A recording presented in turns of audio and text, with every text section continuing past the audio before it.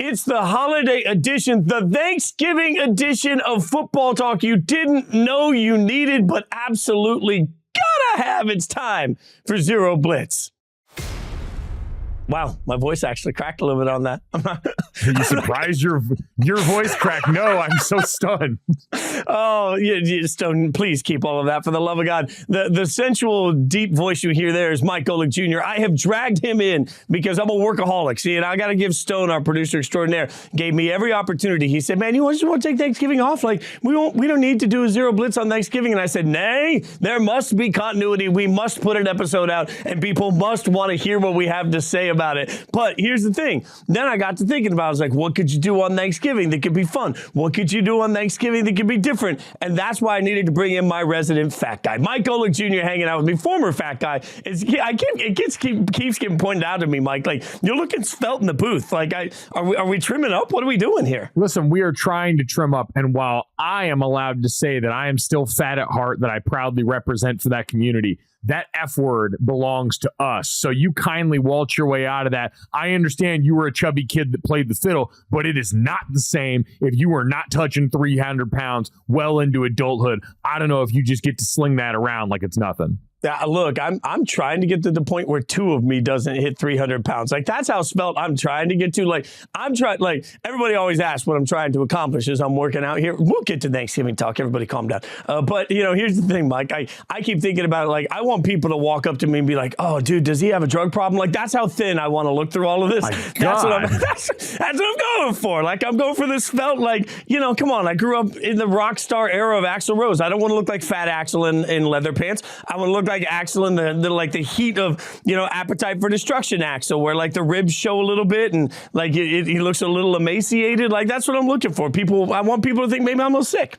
All right, you know what? While you can go and try and espouse those virtues, I am here to remind people that especially around the holiday season, there are plenty of people that don't mind if you look like Fat Thor. That guy seemed like a ton of fun. He was working through some issues, but in general, being big is a great thing. We should all aspire to be bigger. It is never wrong to be strong. It's always cool to acquire mass. You should do it. You should all try it, and there is absolutely nothing wrong with it. Yeah, I'm looking a little svelte, but I'm always going to rep for Team Big Boy there. So how about that, Fitz? All right, so since I can't call you fat, I'll just call you Girthy Gojo the rest of the show, and we'll see how that works.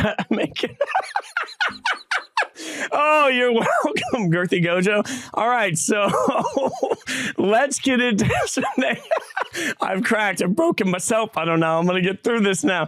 Oh, the look on your face. Okay, so let's have a little bit of fun. And I thought we could have some Thanksgiving fun, but not in the traditional previewing of Thanksgiving Day game. I'm talking about the whole weekend. How do you bring the spirit of Thanksgiving? And what I decided I would do is I would give us the freedom here to we have not pre-planned any of this. We are going to talk through the Thanksgiving experience. So I'm talking any cliche, whether it's a side dish, whether it's a main dish, whether it's the weird person at the table, whether it's like the first time date with somebody. We're going to establish all the Thanksgiving cliches and what team, coach, or player in the NFL this season best personifies that cliche. You in for this, Mike? So you see where we're going on this one? I see where we're going on this. I think we can work with it. I'll follow your lead. All right, so let's start with the turkey. So there's two ways we could take this. You could take the turkey as the star. Who's the star of the NFL this year? That'd be a very easy way to do it. Or you could take the turkey as like, who's the overrated thing that's kind of dry in the NFL? Like, I'm going to say the turkey of this year's NFL. I'm going to take the negative approach is Bill Belichick. Like, at this point, overhyped. Everybody says it's going to be the main dish. You get there,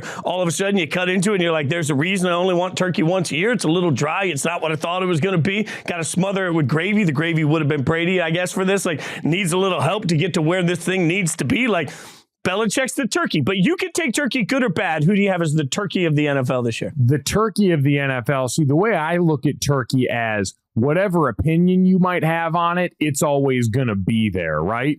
It's the one that you need to have at the table, and it's the one that, quite honestly, you can't think of Thanksgiving without. And so if we're going to go that route, you could argue it's the Kansas City Chiefs, right? Until further notice, they're going to be there. Patrick Mahomes, Andy Reid going to be sitting down at the table. And no matter what, they're going to be involved in the discussion here. Right, wrong, or indifferent. You could dress it up a lot of different ways. People can do a lot of different things with turkey. We've seen a lot of different forms of the Kansas City Chiefs already in the Mahomes and Andy Reid era. So I could argue that they're in there, but I do agree this would, in my mind, lead more towards the Belichick-Brady era Patriots, where I think they are looked at as a little bit bland, but they were always going to be there in their many forms. So I'll pivot with that one, and I'll meet you halfway, Fitz. The Dynasty era Belichick Patriots. You're going to have a strong opinion on them, but right, wrong, or indifferent, they feel like tradition.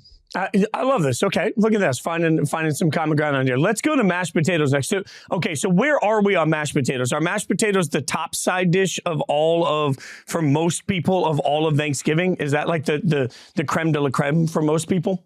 Well, I look at mashed potatoes as the ultimate glue guy. So what I'm looking for here is like the team, player, or unit that you see as bringing everybody else together. Mashed potatoes, in my mind, maybe on their own, not going to blow anybody away, but a great binding agent for the plate. The gravy is always going to help kind of lubricate the whole system. So I always think of mashed potatoes as a really good offensive line where they're going to help make everybody better here. So like the Philadelphia Eagles offensive line feels very mashed potatoes to me. Okay, figures that Girthy Golic would take it into a big boy stance on this. Don't do that. But we're gonna make this a thing somehow, some way. All right, but I'll give you the glue that makes everything sort of come together. I think if I'm going to take that, although we'll get in a little nuance here. I'm just going to focus on the glue portion of this. The glue that makes everything better when you have it on the plate is Mike Tomlin in this situation, right? Because the Steelers are no good, but they continue to win games because they got the glue. Mike Tomlin. I don't think the Steelers are a particularly good football team, but they got the glue. So Tomlin specifically is the thing that you flop it on the plate and you're like, yeah, I'm glad this is here. This has just elevated the entire meal. It's taken mediocrity and made it better. Are you buying that? Yeah, I can understand that. Mike Tomlin, you're right, does belong in Thanksgiving. So I'm glad he's included in some way, shape, or form. And I'm glad it's the acknowledgement that he is something that makes everybody else better. So you're right in that maybe you can't quite put your finger on it. And it is tradition rich, the Pittsburgh Steelers. I saw the most Pittsburgh Steelers stat of all time is that as they have fired Matt Canada, their offensive coordinator, it's the first time that the Steelers have fired an offensive coordinator, or head coach in the season since 1941. And at that point, it was one of the part owners who fired himself in the middle of the season. So that's how the Pittsburgh Steelers get down. They are tradition rich, they are calorie dense, and they are something in Mike Tomlin's case that helps make everyone around them better.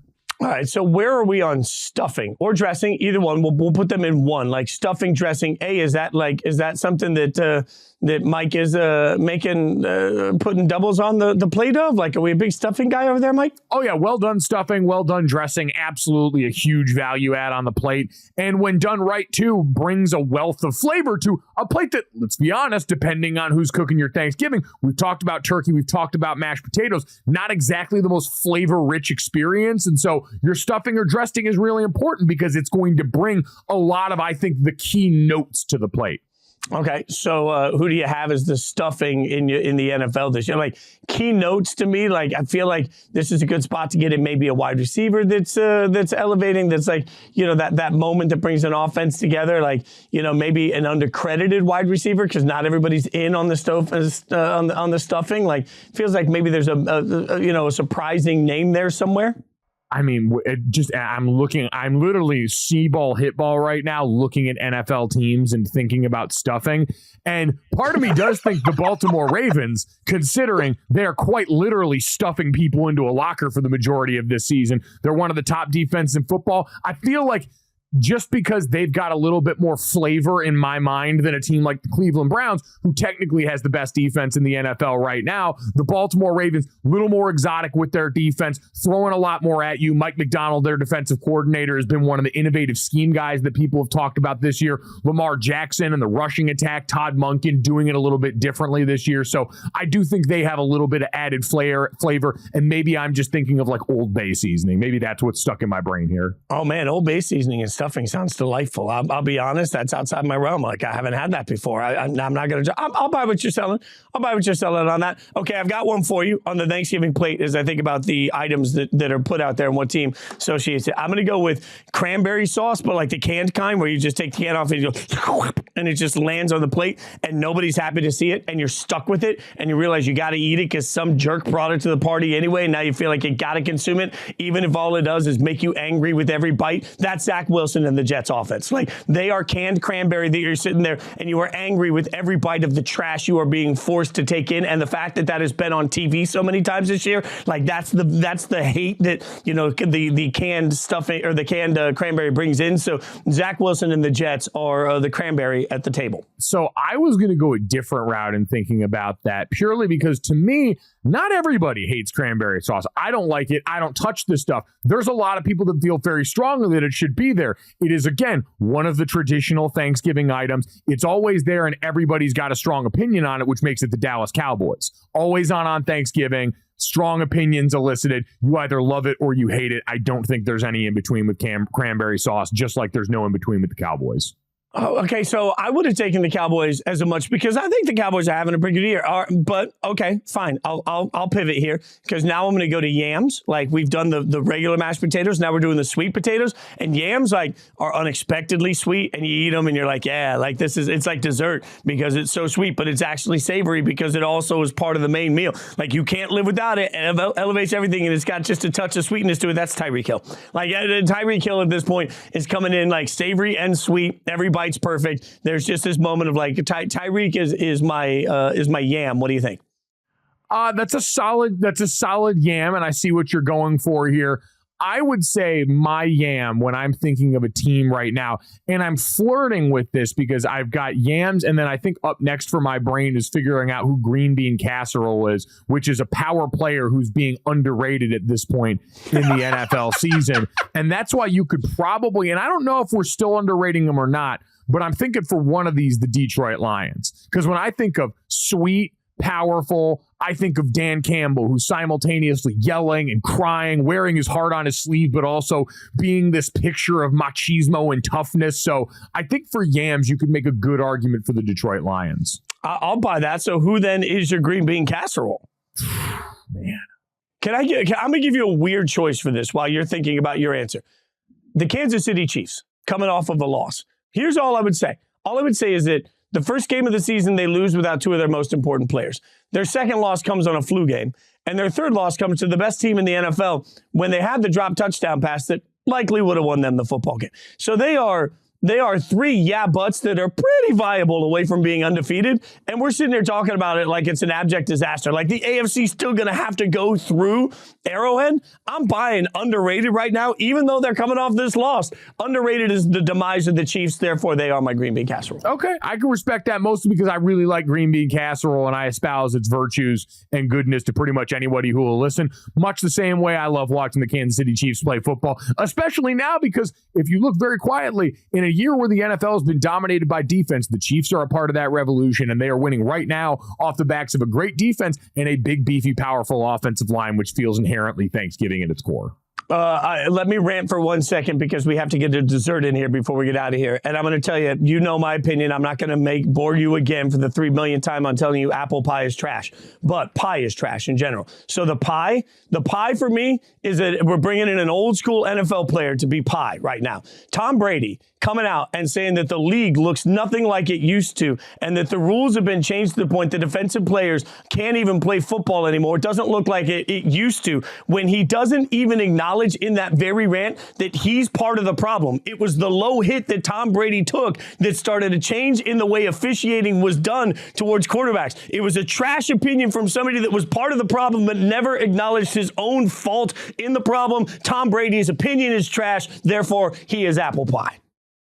Wow. All right. I mean, you know what?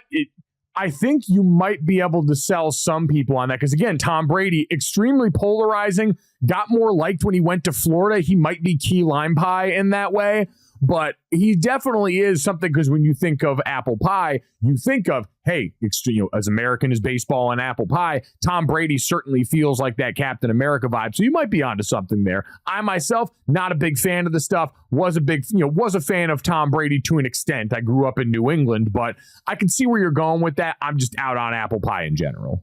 Is there so is there a team that or coach or player that you are now officially out on that is your apple pie? That I'm out on right now as apple pie. I would say this as far as out on trusting them this season. And this is not because I dislike them, so I want to be careful because some other people I think have gone too far. But I think I can no longer trust the Los Angeles Chargers. I went into this season so hopeful that the injury bug might not finally show up, that things would be different now with Kellen Moore. And instead, the defense is still a sieve. Injuries have popped up left and right for this team, and the vibes all around seem to be a little off. Yeah, we can all agree the Carolina Panthers are the weird uncle. They don't even get the invite to the Thanksgiving party. They don't even get to the table. Oh, no, there's one weird uncle in the NFL this year, and that's Aaron Rodgers. There are no other contenders. No one else will be accepted to the party. There is one man wearing that trophy. He's the weird uncle. Dan Campbell's the guy going out to play all-time quarterback for the touch football game, and Mike McDaniel's the one that's going out into the driveway and coming back in with your cousins that all smell like skunks. The minute Aaron puts his fork down and says, "Let me tell you something," the entire table, you hear the collective, here we go. You want politics, you want religion, he's got it all, baby. Oh, Mike's got it all. Be sure that you're watching Gojo and Golic on the DraftKings Network and follow him on Twitter at Mike Golic Jr. Always doing God's work and always hanging out. Pinch hitting with me here for a little bit of Thanksgiving fun. My friend, whatever the best of Thanksgiving is, you're a buttery roll that I just can't wait to smother. I don't know. I just thought I'd make you uncomfortable on the way out. Did it work? I'm just glad you didn't say girthy Golic again. No. All right. I'm back on Sunday night with Frank for Sunday Night Blitz. He is not girthy and not a Golic. Also, you can follow me on Twitter at Jason Fitz. Thanks to Girthy Gojo for coming on. Stone, our producer. I'm not sure he wants to be associated with this, but you can tell him what you thought at SJ Rose Show. Happy holidays. Y'all enjoy Thanksgiving weekend. Thanks for hanging out with us.